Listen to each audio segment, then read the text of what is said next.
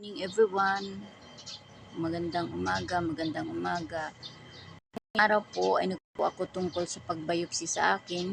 Ngayon po ang papakita ko po sa inyo ay ang result ng aking biopsy. Ang result po ng aking biopsy is fibrocystic. Sabi ng doktor, hindi daw po pregnant yung aking bukol at taba lang daw iyon dahil po sa nagkaedad na at nagbabago ang katawan. Hindi po ako pumayag na ang sabi niya bumalik ako after 6 months. Hingi po ako sa kanya ng request ng ultrasound at saka mammogram. Nung una ayaw pa niyang bigyan. Nakiusap talaga ako, nakipagdiskusyon ako. So in the end, binigyan niya po ako ng request.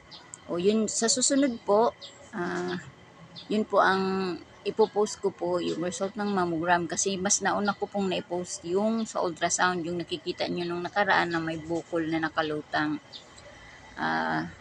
Dun po makikita kung ano ang sinasabi ng result ng mammogram.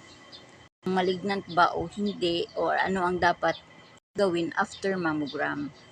Thank you for watching po.